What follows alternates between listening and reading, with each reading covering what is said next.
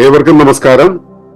ശുഭകരമാകട്ടെ, ഈ ദിനം സന്തോഷകരമാവട്ടെ, സൗഖ്യകരമാകട്ടെ, അനുഭവങ്ങളും അനുഭൂതികളും നമ്മെ ഏവരെയും നയിക്കുമാറാകട്ടെ.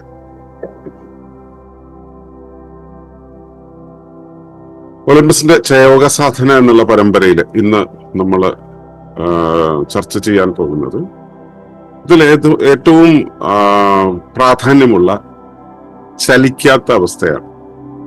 ക്ഷയയോഗ സാധന ചലനത്തെയാണ് നമ്മൾ ഉളവാക്കുന്നതെങ്കിൽ അതിന്റെ ഫലം, അത് എന്താണോ ലക്ഷ്യമാക്കുന്നത് അതിന്റെ ഫലം നമുക്ക് ലഭ്യമാകുന്നത് ചലിക്കാതെ നിൽക്കുന്ന ഒരു നിമിഷത്തിലാണ്. അതിനെ നമ്മൾ സാക്ഷ്യം എന്നാണ് വിളിക്കുന്നത്. ആ സാക്ഷ്യം എന്നുള്ള അവസ്ഥയെ നമ്മൾ പറയുന്നത് ഇങ്ങനെയാണ്: സാക്ഷ്യം or witnessing is a still moment to witness body, mind, breath in unity. സാക്ഷ്യം ചലനാത്മക യോഗത്തിൽ ഏറ്റവും പ്രാധാന്യമുള്ള ഒരു സന്ദർഭമായ സാക്ഷ്യമാണ് 10ാമത്തെ മുറ. ശരീരത്തെയും മനസ്സിനെയും ചിന്തയെയും ബോധത്തെയും പ്രാണനെയും കുറച്ചു നേരം ആയാമം ചെയ്തതിനു ശേഷം നിശ്ചലാവസ്ഥയിലേക്ക് ചെന്ന് ഇവയെ എല്ലാം ആനുഭൂതികമായി സാക്ഷ്യപ്പെടുന്ന അവസരമാണിത്. ഈ സമയം ശരീരത്തിന്റെയും ചിന്തയുടെയും ശ്വാസത്തിന്റെയും ഏകോപിത പ്രവർത്തനങ്ങളെ ഏറെക്കുറെ എല്ലാ സാധകർക്കും അനുഭവിക്കാനാകും. ക്ഷയയോഗ സാധനയിൽ ഇതിനായി കാലുകൾ ഒരടി അകലത്തിൽ വച്ച് ഇടുപ്പിനിരുവശത്തുമായി കൈപ്പത്തികൾ പിറകോട്ട് തിരിച്ചുറപ്പിച്ച് ശിരസ് 45 ഡിഗ്രി ഉയർത്തിപ്പിടിച്ച് സഹസ്രാരം മുതൽ മൂലാധാരം വരെ സ്വാഭാവിക രേഖയിലാക്കി നിലനിന്നുകൊണ്ടാണ് ശരീര മനോസ്പന്ദനങ്ങളെ നിരീക്ഷിക്കേണ്ടത്. അന്നേരം ശ്രദ്ധയ്ക്ക് കേന്ദ്രീകരിച്ച് നിൽക്കുവാൻ പാകത്തിലുള്ള ആന്തരിക അനുഭവങ്ങൾ പ്രത്യക്ഷമാകും എന്നതിനാൽ ചിന്തകൾ അലയുന്നത് നിലച്ചിരിക്കുകയും വർത്തമാനത്തിൽ പൂർണ്ണമായും മനസ്സ് ലയിക്കുകയും ചെയ്യും. യൗക്തികതയുടെയോ വൈകാരിക പ്രക്ഷുബ്ധതയുടെയോ സ്വാധീനത്താൽ ധ്യാനാർത്ഥമുള്ള നിശ്ചിന്തനത്തിൽ എത്താൻ കഴിയുന്നവർക്ക് പോലും അല്ലെങ്കിൽ കഴിയാത്തവർക്ക് പോലും ഈ മനഃപൂർണ്ണ ക്ഷണത്തെ അനുഭവിക്കാനാകും എന്നതാണ് ഈ പരിശീലനത്തിന്റെ സവിശേഷത. ക്ഷയയോഗ സാധന പരിശീലിക്കുന്ന മിക്കവർക്കും യോഗസ്ഥിതിയോടുള്ള സമരസത്വം അഥവാ അറ്റ്യൂൺമെന്റ് ഉണ്ടാകുന്നത് ഈ പരിശീലനം ചെയ്യുന്ന സന്ദർഭത്തിലാണ്.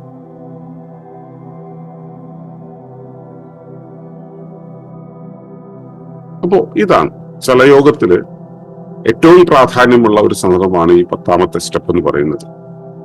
ഇത് ഒരിടത്ത് മാത്രമല്ല, നമ്മൾ പലയിടങ്ങളിൽ ചെയ്യുന്നുണ്ട്. നമ്മളിപ്പോ ചെയ്യുന്ന ക്ഷയയോഗ സാധനയുടെ ഇപ്പോ പ്രാക്ടീസ് ചെയ്യുന്ന ഒരു സീക്വൻസിൽ 2 ഭാഗത്തോ മറ്റോ ഇത് വരുന്നുണ്ട്. അപ്പൊ ഇതിൽ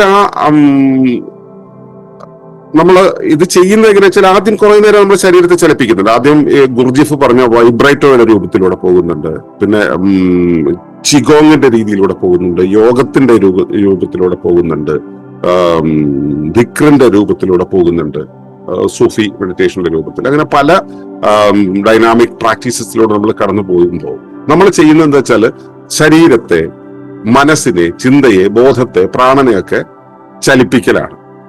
ഇതിനെ നമ്മൾ ചലിപ്പിക്കുന്നു എന്ന് വെച്ചാൽ സാധാരണ രീതിയിൽ അത് ചലിക്കുന്നുണ്ടെങ്കിൽ പോലും നമ്മൾ ഇവിടെ ബോധപൂർവം ചലിപ്പിക്കുന്നു.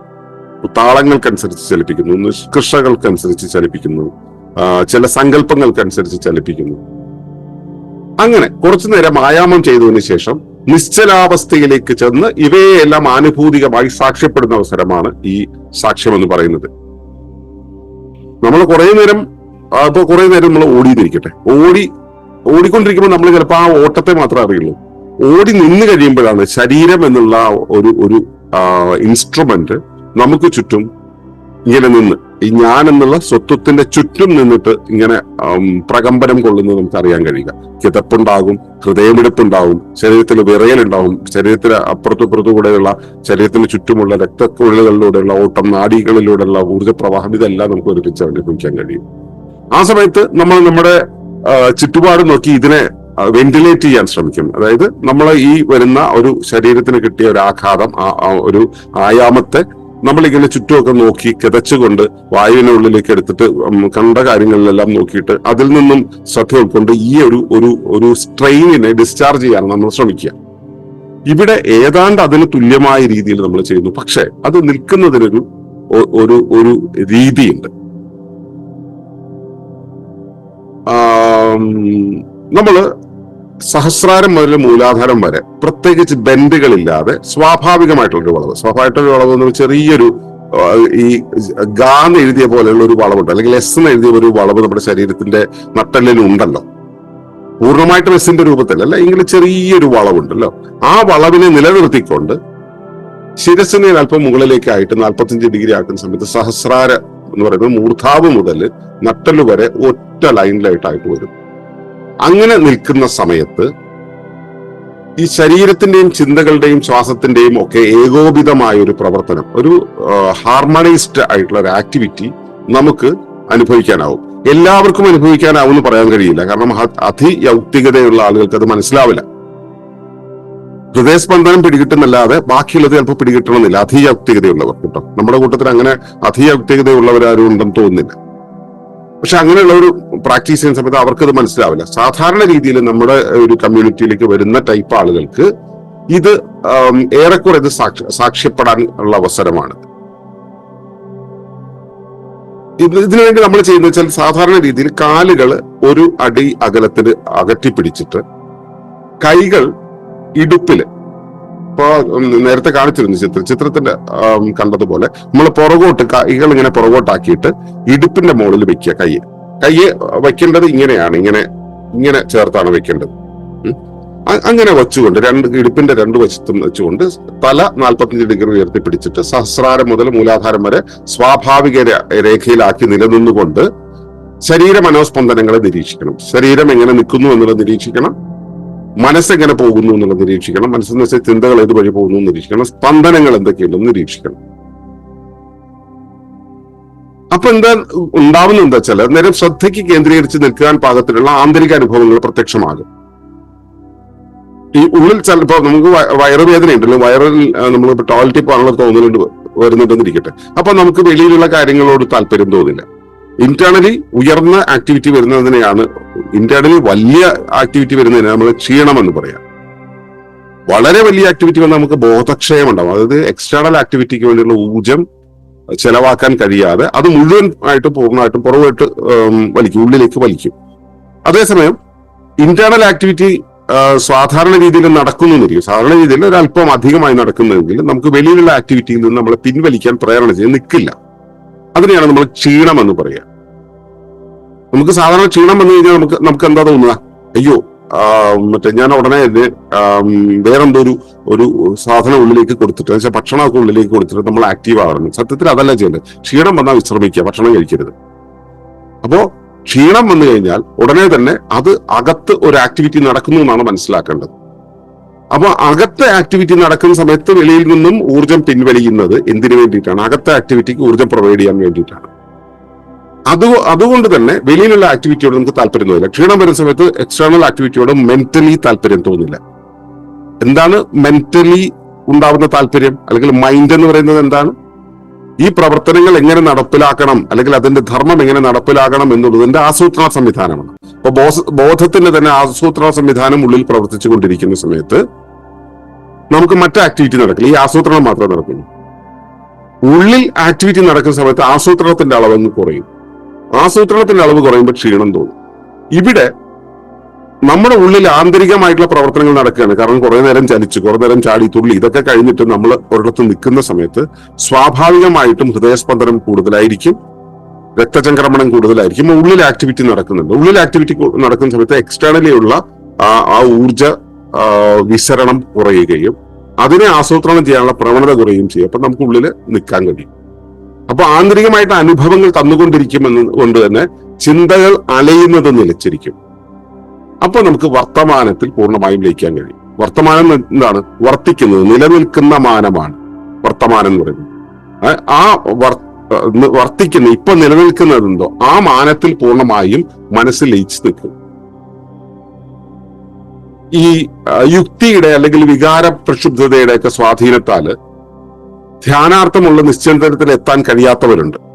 യുക്തി കൂടിയാൽ അല്ലെങ്കിൽ വൈകാരികമായിട്ടുള്ള പ്രക്ഷുബ്ധതകൾ കൂടിയാലൊന്നും ധ്യാനത്തിന്റെ ശരിയായ അവസ്ഥയിൽ എത്താൻ കഴിയില്ല. അങ്ങനെയുള്ളവർക്ക് പോലും മനഃപൂർണമായ ഒരു ക്ഷണത്തെ അനുഭവിക്കാനാകുമെന്നാണ് ഇതിന്റെ പ്രത്യേകത. ക്ഷണം എന്നുള്ളത് നമുക്ക് മനസ്സിലായിട്ടുണ്ട് അല്ലെ? ചലിക്കാതെ നിൽക്കുന്ന കാലമാണ് ക്ഷണം എന്ന് പറയുന്നത്. ആ ക്ഷണത്തിലൂടെയാണ് നമ്മൾ ഉപരിവ്യവസ്ഥയും നമ്മളും തമ്മിൽ ഏകതാനതയിലാകുന്നത്. ആ ക്ഷണത്തെ ബോധ്യപ്പെടാനുള്ള അവസരമാണിത്. ആർക്കൊക്കെ? ധ്യാനം എന്നുള്ളത് വഴങ്ങാത്ത യൗക്തികർക്കും അതുപോലെ തന്നെ വൈകാരികമായ പ്രക്ഷുബ്ധത ഉള്ള ആളുകൾക്കും ഇത് പ്രാക്ടീസ് ചെയ്ത് കഴിഞ്ഞാൽ അവർക്ക് ആ ക്ഷണത്തെ കൃത്യമായിട്ട് അനുഭവിക്കാൻ പറ്റും. ഞാൻ പറഞ്ഞല്ലോ, ഏറെക്കുറെ 95% ആളുകൾക്കും അത് അനുഭവിക്കാൻ പറ്റും. ഒരു 5% അവിടെ എക്സെപ്ഷണൽ കേസ് ഉണ്ട്, അവർക്കൊന്നും പിടികിട്ടില്ലത്. അത് അതിയൗക്തികതയിൽ നിൽക്കുന്നവരാണ്. അല്ലെങ്കിലോ ഹെവി ട്രോമയിലൊക്കെ പോയിട്ടുള്ള ആളുകൾ, വൈകാരികമായിട്ടുള്ള ഹെവി ട്രോമയിലേക്ക് പോയിട്ടുള്ള ആളുകൾക്കും അത് ആ സമയത്ത് അത് കിട്ടില്ല. ബാക്കിയുള്ളവർക്ക് ഇത് പ്രാക്ടീസ് ചെയ്തിട്ടുണ്ടെങ്കിൽ അത് കിട്ടുക തന്നെ ചെയ്യും. ചയോഗ സാധന പരിശീലിക്കുന്ന മിക്കവർക്കും യോഗസ്ഥിതിയോടുള്ള സമരസത്വം അഥവാ അറ്റ്യൂൺമെന്റ് ഉണ്ടാകുന്നത് ഈ പരിശീലനം ചെയ്ത സന്ദർഭത്തിലാണ്. ഓരോരുത്തർക്കും ഓരോ കാലത്താണ് ഈ അറ്റ്യൂൺമെന്റ് എന്നുള്ള അവസ്ഥ ഉണ്ടാവും. എന്താണ് അറ്റ്യൂൺമെന്റ് എന്ന് പറയുന്നത്? മനസ്സിലാകാത്തവർക്ക് വേണ്ടിയിട്ട്, ആദ്യമായിട്ട് കേൾക്കുന്നവർക്ക് വേണ്ടി പറയാം. അതായത് നമ്മൾ പ്രാകൃതിക ചലനങ്ങളുമായിട്ട്, പ്രകൃതിയുടെ വിന്യാസവുമായിട്ട് ചേർന്ന് പോകുന്ന ഒരു അവസ്ഥയുണ്ടല്ലോ, അതിനെയാണ് യോഗം എന്ന് പറയുക. നമ്മുടെ ബോധം പ്രാകൃതിക ബോധവുമായിട്ട് ചേർന്ന് പോകുന്നതിനെയാണ് നമ്മൾ യോഗം എന്ന് പറയുക. കുറച്ചുകൂടെ ഉയർന്നു പറഞ്ഞിട്ടുണ്ടെങ്കിൽ എല്ലാം അതിന്റെ തനതവസ്ഥയിലായിരിക്കുന്ന, കേവല അവസ്ഥയിലായിരിക്കുന്നതിനെയാണ് കൈവല്യം എന്ന് പറയുന്നത്. നമ്മുടെ ബോധത്തെ കൈവല്യാവസ്ഥയിലേക്ക് കണക്ട് ചെയ്തിരിക്കുന്ന ഒരവസ്ഥയാണ് യോഗാവസ്ഥ, സമാധിസ്ഥാവസ്ഥ എന്ന് പറയുന്നത്. അപ്പൊ ഈ അവസ്ഥയിലേക്ക് പോകണമെങ്കിൽ ഇതൊരു ലക്ഷ്യമല്ല, മാർഗം തന്നെയാണ്. ആ മാർഗത്തിന് പല ഘട്ടങ്ങളുണ്ട്. അതിൽ ആദ്യം ഇത്തരം ഒരു ക്രമം ഉണ്ടെന്ന് അറിയുക എന്നുള്ളതാണ്. അറിയാൻ തെരഞ്ഞെടുക്കപ്പെട്ടവരാണ് നിങ്ങൾ എന്നുള്ളത് കൊണ്ടാണ് ഇവിടെ വന്നിരുന്ന് ഇത് കേൾക്കുന്നത്, അല്ലെങ്കിൽ നിങ്ങൾ ഇതിനു മുമ്പ് കേട്ടിട്ടുള്ളത്. ആ തെരഞ്ഞെടുപ്പ് നിങ്ങൾക്കുണ്ട് എന്നുള്ളത് കൊണ്ട് നിങ്ങൾ ഇത് കേൾക്കുന്നു. ഇനി രണ്ടാമത്, നിങ്ങൾ അങ്ങനെ ഉണ്ടെന്ന് കേട്ടു, നിങ്ങൾ ആ യാത്രയിലേക്ക് വന്നു. ആ യാത്രയിലേക്ക് കയറുന്ന സമയത്തും അവിടെ എന്തോ ഉണ്ട്, അല്ലെങ്കിൽ നമ്മൾ ഇന്നടുത്ത് പോകണം എന്നുള്ള രീതിയിൽ ഒരു യാത്ര തുടങ്ങിയിട്ടുള്ളൂ. പക്ഷെ അവിടെ എന്താണ് ഉള്ളത്, എന്താണ് ഇത് അനുഭവിക്കാൻ പറ്റുന്നത് നിങ്ങൾക്ക് അറിയില്ല.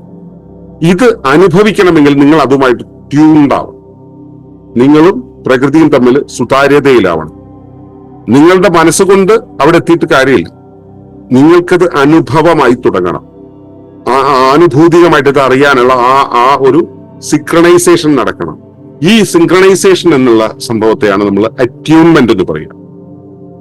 അറ്റ്യൂൺ ചെയ്ത് കഴിഞ്ഞിട്ട് ആണ് നിങ്ങൾക്ക് അനുഭവങ്ങൾ ഉണ്ടായി തുടങ്ങുക. ആദ്യത്തെ അനുഭവത്തിൽ നിന്നാണ് അറ്റ്യൂൺമെന്റ് ഉണ്ടാവുക. തുടർന്ന് അനുഭവങ്ങൾ ആവർത്തിച്ചു വരുന്ന സമയത്ത് അത് കോംപ്രിഹെൻഷനായിട്ട്, ധാരണയായിട്ട് മാറും. അതാണ് ആക്ച്വലൈസേഷൻ എന്ന് പറയുന്നത്. ആക്ച്വലൈസ് ചെയ്ത് ആ യാത്രയുടെ പൂർണ്ണതയിലെത്തുന്ന സമയത്ത് നിങ്ങൾക്ക് ഇതെന്താണ് എന്ന് പൂർണ്ണബോധ്യം വരുന്ന, ആ ബോധ്യവും നിങ്ങളും രണ്ടല്ല എന്നുള്ളൊരവസ്ഥ വരുന്നൊരവസ്ഥയാണ് റിയലൈസേഷൻ എന്ന് പറയുന്നത്. പിന്നെ സമാധിസ്ഥാവസ്ഥ. ആ അവസ്ഥ എത്തുമ്പോൾ സമാധി പാദത്തിലേക്ക് കയറും. സമാധി പാദത്തിലേക്ക് കയറിയാൽ പിന്നത്തെ അവസ്ഥ എന്ന് പറയുന്നത് എന്താ? പൂർണ്ണ സമാധിസ്ഥനാവുക എന്നുള്ളതാണ്. അത് ശരീരവും പ്രകൃതിയും ഒക്കെ ലയിച്ച് നിൽക്കുന്ന ഒരു അവസ്ഥയിലേക്ക് എത്തുക എന്നുള്ളതാണ്. അപ്പൊ ഈ യാത്രയുടെ ആദ്യ പാദമാണ് ഈ സമരസത്വം എന്ന് പറയുന്നത്. സമരസത്വം എന്ന് പറയുന്നത് അഥവാ അറ്റ്യൂൺമെന്റ് എന്ന് പറയുന്നത് ഈ ചയോഗ സാധന പ്രാക്ടീസ് ചെയ്യുന്നവർക്ക് വളരെ പെട്ടെന്ന് കിട്ടും. നമ്മളിപ്പോ ഇതൊരു എൻട്രി ലെവൽ പ്രോഗ്രാം ആണെന്ന് നിങ്ങൾക്ക് എല്ലാവർക്കും അറിയാമല്ലോ. ഒളിമ്പസ് മുൻപോട്ട് വയ്ക്കുന്ന സിദ്ധസാധനയുടെ അല്ലെങ്കിൽ മറ്റേതെങ്കിലും രീതിയിലുള്ള ഒരു പ്രാക്ടീസിന്റെ ഉള്ളിലേക്ക് പോകുന്ന സമയത്ത് നിങ്ങളുടെ ഉള്ളിലെ അറ്റ്യൂൺമെന്റ് ശരിയാക്കാൻ വേണ്ടിയുള്ളതാണ് ഇത്. ആ അറ്റ്യൂൺമെന്റ് ഉണ്ടാകുന്നത് സാക്ഷ്യത്തിന്റെ അവസ്ഥയിലാണ്. നിങ്ങൾ ഡൈനാമിക് ആയിട്ടുള്ള ചില ആക്ടിവിറ്റിയിലൂടെ കടന്നുപോയിട്ട് ശരീരത്തെ, ശ്വാസത്തെ, ജീവനെ, ബോധത്തെ, സ്പേസിനെ ഒക്കെ ബോധ്യപ്പെട്ടതിന് ശേഷം പിന്നീട് നിങ്ങൾ അതിനെ മുഴുവൻ നിർത്തി അതിന് സാക്ഷ്യമാകുന്ന സമയത്ത് ആണ് നിങ്ങൾക്ക് ആന്തരിക ചലനങ്ങളെ മനസ്സിന്റെ ഒരു ഇടപെടലും ഇല്ലാതെ അനുഭവിക്കാൻ പറ്റും. ഈ സമയത്താണ് നമുക്ക് അറ്റ്യൂൺമെന്റ് എന്നുള്ളത് ഉണ്ടാവുക. അപ്പൊ ഇത് ആദ്യഘട്ടമാണ് കേട്ടോ. ഇത് ആദ്യം ആ സാക്ഷ്യത്തിലേക്ക് പോയിട്ട് ഒരല്പം ബോധ്യം വരുന്നു. പിന്നെ അതിനുശേഷം വീണ്ടും അത് ഒരു ഉയർന്ന അവസ്ഥയിലേക്ക് കുണ്ടലിനി ഊർജത്തെ ഉണർത്തി നമ്മുടെ എനർജി വോർട്ടക്സിനെ, ആ ചുഴിയുണ്ടല്ലോ, ആ ചുഴിയെ ഉണർത്തി കൊണ്ടുവന്നിട്ട് ആണ് നമ്മൾ പൂർണ്ണമായിട്ടും ഈ ഒരു അറ്റ്യൂൺമെന്റിലേക്ക് പോകുന്നത്. അത് രണ്ടാം ഘട്ടം ചെയ്യും.